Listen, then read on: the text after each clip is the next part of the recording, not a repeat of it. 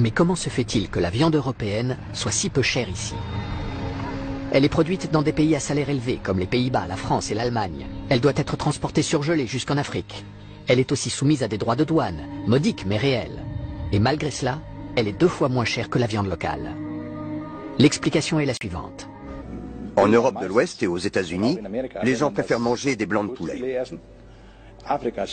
En Afrique, ils mangent surtout les cuisses. Il est évident qu'entre la chair du blanc et celle des cuisses, il y a une différence de prix. Une différence de l'ordre de 4 € le kilo. Autre sujet à l'ordre du jour. Le prix des pondeuses en fin de ponte qui servaient autrefois à préparer des bouillons. Elles ne sont plus utilisées en Europe. Leur quantité est pourtant considérable. À partir de la 85e semaine, elles se mettent à perdre leurs plumes. Et personne dans le secteur avicole ne garde une poule plus longtemps. À partir de 85 semaines, le rendement de ponte baisse rapidement. L'animal devient un facteur de coût. En Allemagne, 31 millions de pondeuses par an sont retirées des élevages. En Europe, 360 millions de poules en fin de ponte sont abattues chaque année, ce qui constitue un volume énorme de poules à bouillon. À la fin de la période de ponte, nous appelons les éleveurs. Nous leur achetons les poules qui ne pondent plus et nous les revendons à des abattoirs. 80 à 90% de ces produits d'abattoir sont exportés vers l'Afrique. Avec des répercussions importantes, dont nous reparlerons plus tard.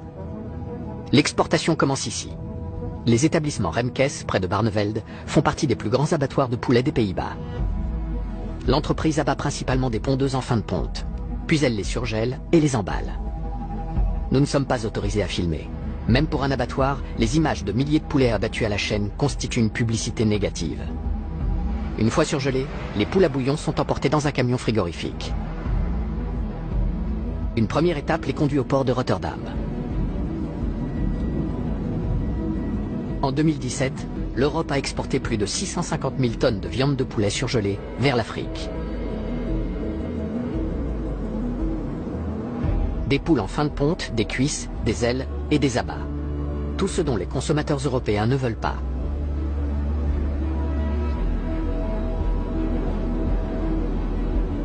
Tous ces produits sont principalement acheminés vers les pays côtiers d'Afrique de l'Ouest et d'Afrique centrale, ainsi que vers la Namibie et l'Afrique du Sud. D'après l'organisation caritative allemande Pain pour le Monde, ces exportations ont plus que triplé depuis l'an 2000. Certains pays comme le Cameroun, la Côte d'Ivoire, le Sénégal et le Nigeria interdisent ces importations pour protéger leur production nationale. Mais plusieurs pays, dont le Nigeria, s'approvisionnent sur le marché noir à partir du Bénin. Certains États comme l'Afrique du Sud, la Namibie ou le Botswana ont signé un accord de libre-échange avec l'Union européenne, ce qui les empêche d'interdire l'importation de poulets bon marché.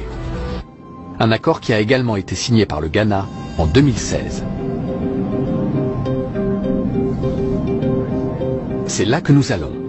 Au cours des 20 dernières années, les importations ghanéennes de viande de poulet européen sont passées de 10 000 à 160 000 tonnes. Et elles ont submergé les marchés locaux. Accompagnés de King David Amoa, de la Fédération des organisations paysannes du Ghana, et Francisco Mari, de l'organisation Pain pour le Monde, nous nous rendons au principal marché d'Accra, à la recherche de poulets européens. Dans les allées, nous trouvons des dos, des cuisses, des ailes et des abats de poulet, ainsi que des poules à bouillon en provenance d'Europe. À des prix bradés. Les cuisses de poulet se vendent ici à moins d'1,70 € le kilo.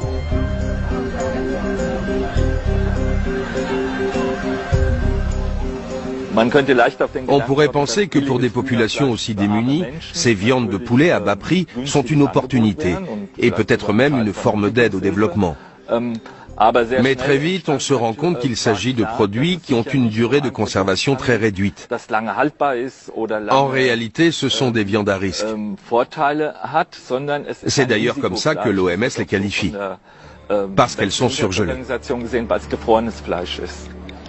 Car avant d'arriver sur ces étals, les viandes ont potentiellement été décongelées et recongelées plusieurs fois, en raison du manque de système de réfrigération et d'une alimentation électrique qui connaît parfois des coupures de plusieurs heures. Nous demandons à un négociant d'où proviennent ces morceaux de poulet exposés en plein soleil. Il accepte d'ouvrir l'une de ses boîtes isothermes. Elle contient différentes découpes de poulet et des poules à bouillon entières importées depuis les Pays-Bas. Pour cette poule pondeuse décharnée, le vendeur demande 2,10 € le kilo. Une poule élevée localement, vendue vivante, coûte plus de 2 fois plus cher. Vilma vend des poulets sur ce marché depuis plusieurs années. Elle nous parle des conséquences de l'importation de viande à bas prix.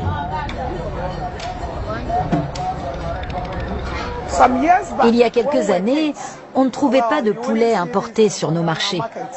On n'achetait que des poulets vivants de la ferme. On les tuait nous-mêmes et on les cuisinait. Du jour au lendemain, on a vu arriver toutes sortes de produits, que ce soit des ailes de poulet, des poules pondeuses ou des poulets de chair. Jusque dans les années 90, l'économie avicole ghanéenne était prospère. Faute d'automatisation du travail, le secteur fournissait de nombreux emplois dans les élevages et dans les usines d'aliments pour volailles.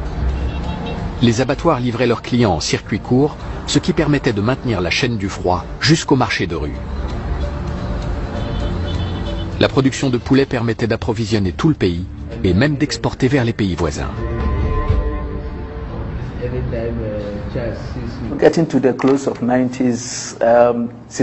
La situation a commencé à changer à l'approche des années 90.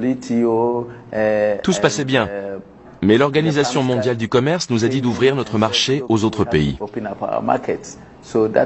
Notre secteur avicole a alors commencé à décliner.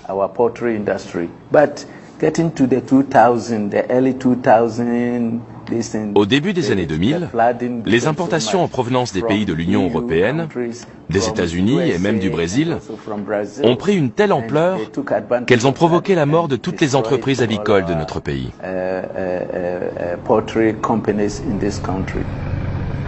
Mais comment se fait-il que la viande européenne soit si peu chère ici? Elle est produite dans des pays à salaire élevé comme les Pays-Bas, la France et l'Allemagne. Elle doit être transportée surgelée jusqu'en Afrique. Elle est aussi soumise à des droits de douane, modiques mais réels. Et malgré cela, elle est 2 fois moins chère que la viande locale. L'explication est la suivante.